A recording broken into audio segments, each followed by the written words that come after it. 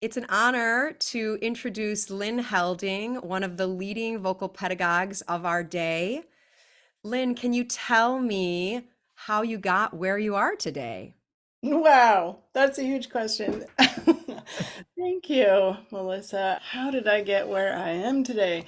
Well, I think it probably started when I was in the studio of Dale Moore at Indiana University. And I think, like a lot of singers, we all have a different path, a different trajectory. And mine had been one of a lot of early success as a really young singer, almost a teenager, early undergrad. Then I went off to graduate school and got into some vocal trouble just right away. So I had some really tough years of trying to figure out my voice, my technique. I didn't stay in school. I took a couple of years off. So when I went back to IU, I started with a new teacher, Dale Moore, and that was the year that Richard Miller's Structure of Singing, the famous ground groundbreaking book came out, and Dale just said, that's what we're doing. You need to go buy that book. That's what we're going to do. And I found it just blew my mind that there were so many answers in that book to so many questions that I had had for so long about not only my own voice, but things I was noticing, being in studio class with my studio mates. So that's just kind of what kicked it all off. And it's been a passion ever since then. And now you are on the faculty at the USC Thornton School of Music. Can you tell me about Yes. what you do there? Yes, I'm a professor of voice there, and I'm also the coordinator of vocology and vocal pedagogy. So I was brought in really to revise and revamp and refresh and renew all the re's, get it into the 21st century so that it's truly a more science-informed practice. So that was a couple of years of pretty heavy curriculum building, but now I think we have a program we can be really proud of. So that's really what I do there. I also teach studio voice. But I don't teach undergraduates anymore. I pretty much specialize in the graduate students and in particular the doctoral students because they're the ones who've really been out in the world singing and trying to lead their lives as artists, and many of them still have some burning questions about how to make it all work in their own voice, but also they're very interested in teaching. They're very committed teachers, and they really want to do it right, especially to be able to teach out of their own voice type. And I've always felt that that is one of the most important gifts, I think, of the science and the hallmark of science informed teaching, which is the ability to teach outside your own experience. Right. So, I think it's easy enough to teach voices like our own, but the minute that when I try to teach a baritone or try to teach a tenor or even a high soprano, I'm not going to be able to rely on my own sensations and my own experience because I didn't have them.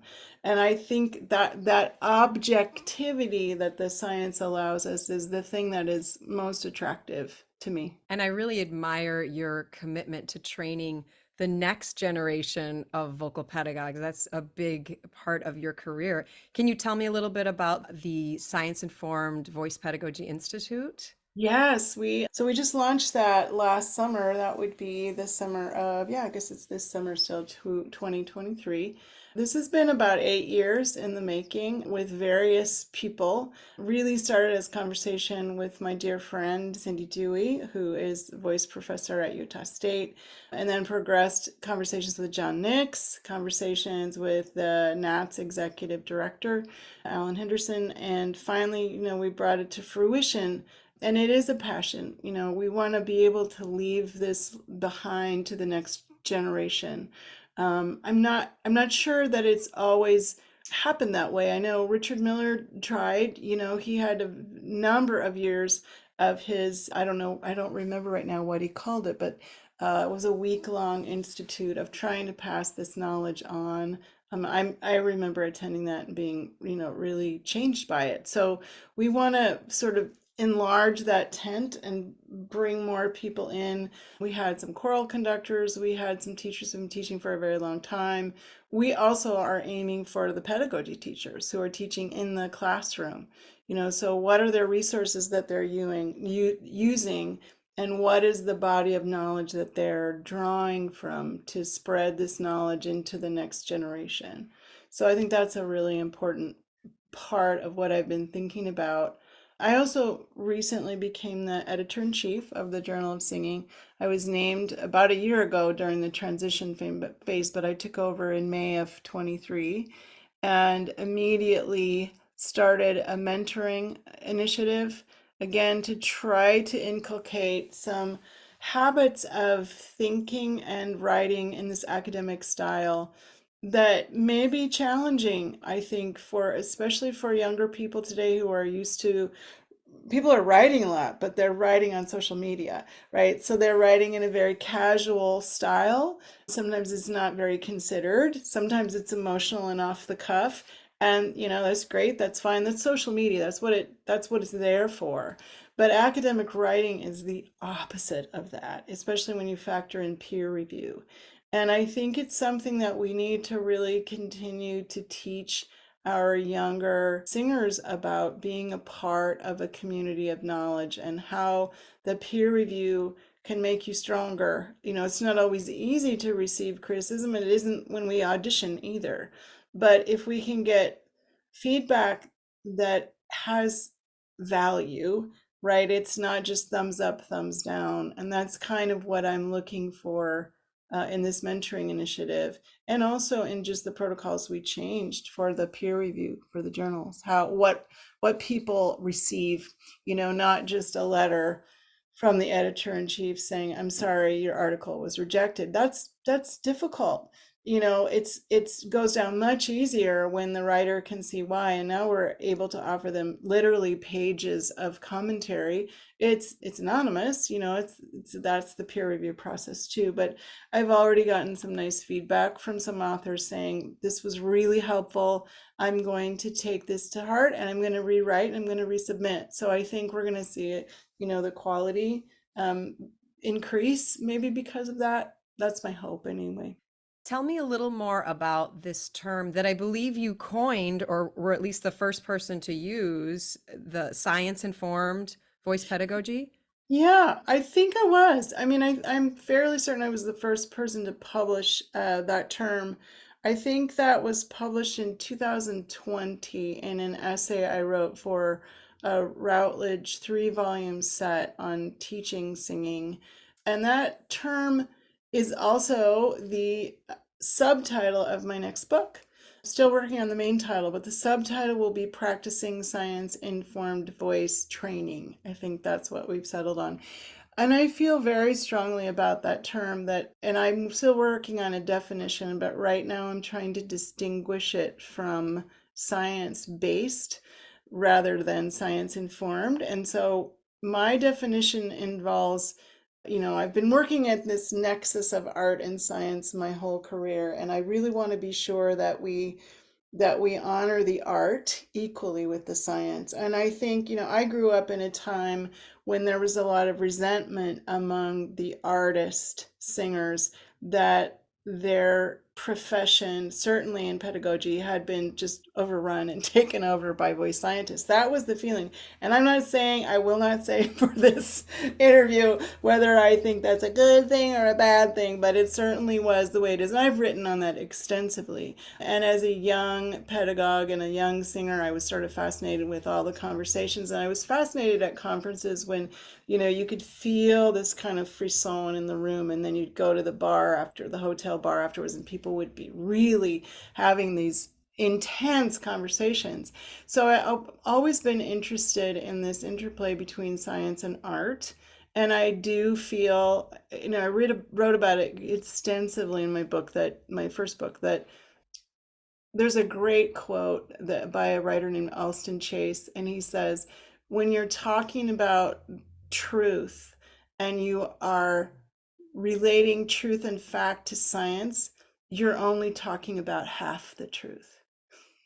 Meaning, and so the question is, what's the missing half? And the other missing half is whatever we want to call that. I would call it art. I would also call it the humanities writ large, So, science measures things and tries to figure out the universe, but I think the humanities connect those dots, and we are a lot more comfortable with questions, and so I think it's that dynamic place of operating in between that's always been interesting to me.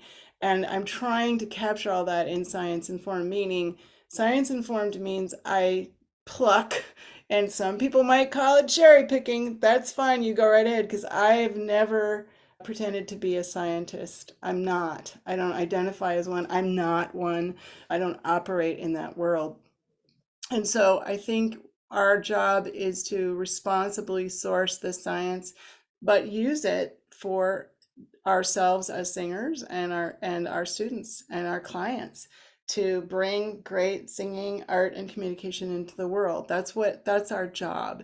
And so I like this idea of the science informing what we do, because the other half of that, of course, is the art of what we do, and the humanities and the expression and the emotional part of what we do. That is equally important. So it's not science bound. I find that once we build those walls and those borders, it's very hard to get out. As you know, it's sometimes challenging to set up the simplest protocol, right? You think there's a great question you want to answer, and you think, I have a great idea for a scientific uh, experiment, but then you consult with your colleagues who really know how to set up a protocol, and they'll tell you right away, this is you're way too far down the track. We're going to have to bring this back to its most elemental. And that's what science is. It's slow, it's methodical, it's atomized. We're building these little bits of knowledge that over time, which is why it's a field, get drawn together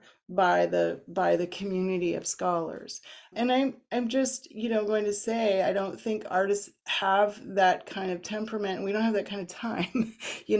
As Agnes de Mille said, we take leap after leap in the dark, and that's just kind of how we operate. So I'm interested in that dynamic place between those two worlds, which is uncomfortable sometimes, but it's also very enlivening, because you're always trying to, you know, be the scientist in the room of artists and then the artist in the room of scientists. And it makes for a very interesting life. I have to ask you about The Musician's Mind, your Oh, yeah.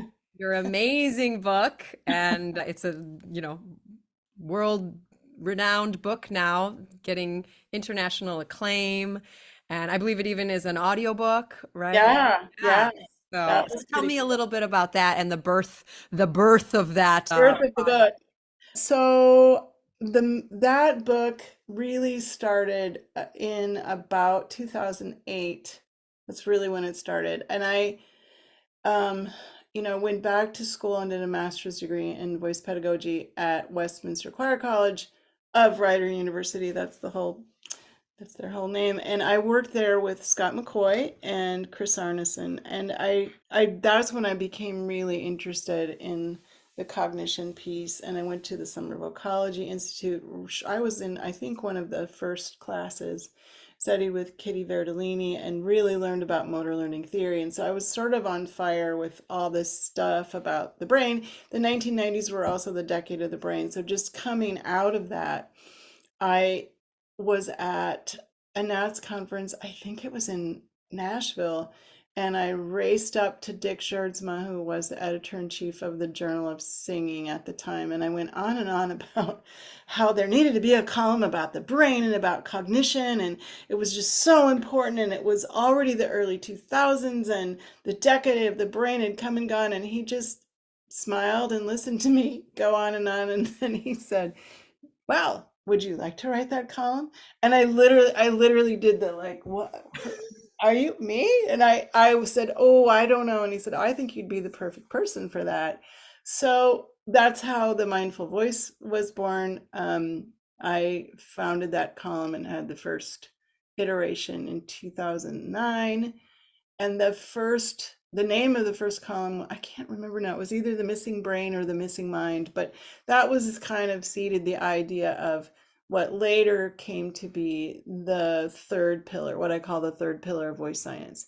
And I proposed that officially in 2018 when we did the Vennard symposium here at USC to honor William Vennard, one of the pioneers of voice science, who was also the chair of the voice department here in the late 60s and 70s, and then he died in 1970. We were able to start a collection of some of his memorabilia writings, some things that students had, especially Tom Cleveland, who for many years was at the Voice Center in Nashville. And he was one of Bernard's students and had basically been the recipient of all of his stuff, literally boxes of stuff. So that was the occasion for a conference, and I formally proposed cognitive science as the third pillar of voice science. And of course, the question is, what are the other two?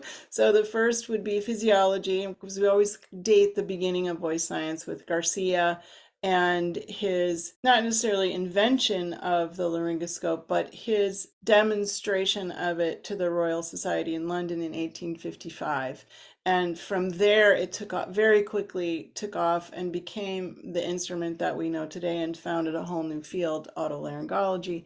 And so that's, I always say that physiology is deep in the DNA of science-informed voice pedagogy, which is wonderful on many levels. It has this medical chip in the DNA too, which is also wonderful on many levels. But I've also written extensively on this, that sometimes seen too much through that lens, we start to see the voice as essentially flawed, essentially harmed or ready to be harmed or super fragile. And so I've always proposed the same thing that happened in positive psychology, that we need to look more at how the voice flourishes rather than what's wrong with it all the time. We have to stop as teachers looking for what's wrong, and we need to look for what's right and enhance that.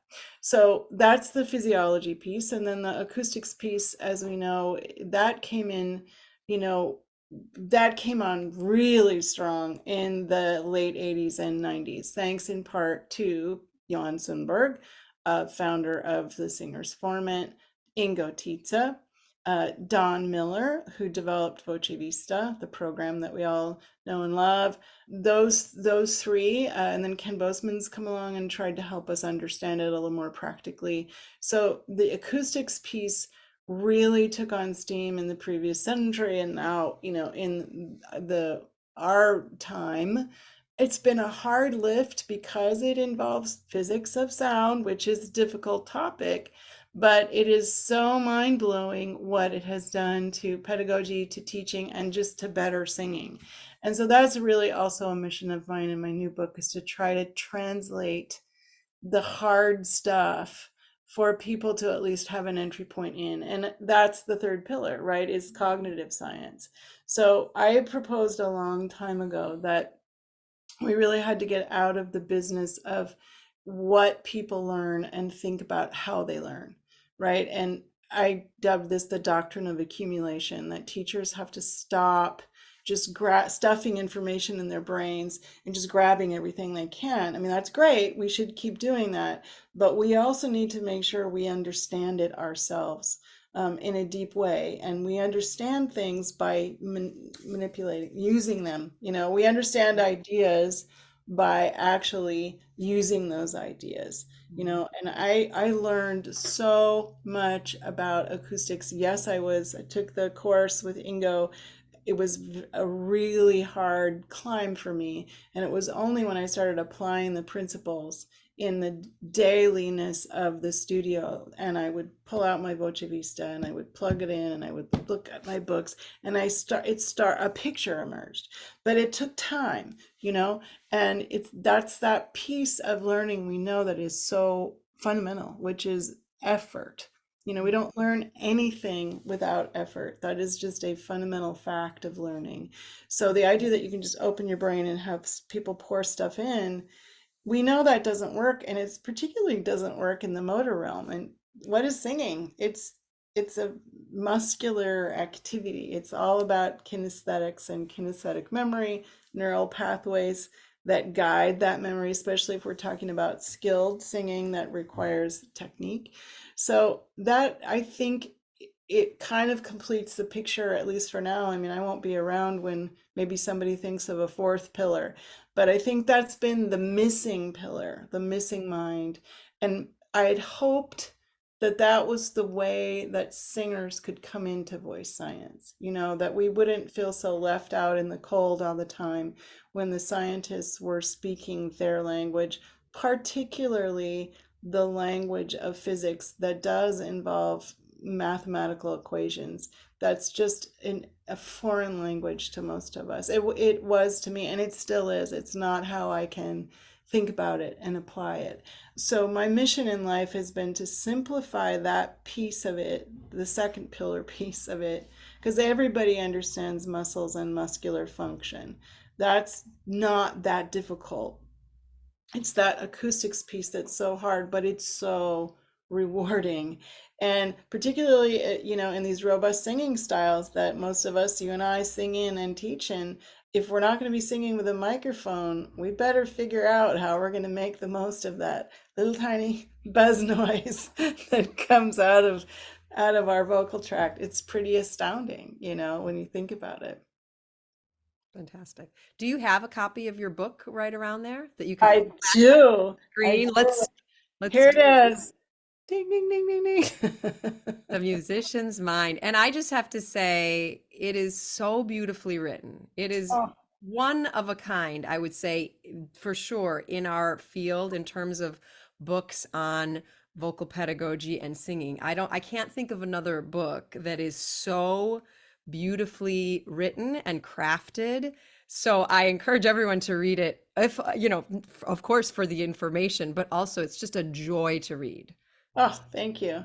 That means a lot. It was almost 10 years from beginning to end, research and writing, and there were weeks that I spent on the same 2 pages. So I worked hard to make it an interesting read, not just an informational read. Thank you for that. Yeah, it's beautiful. So, well, thank you for chatting with me today. I'm so excited for the vocalpedagogy.com readers to get to know you and learn more about you.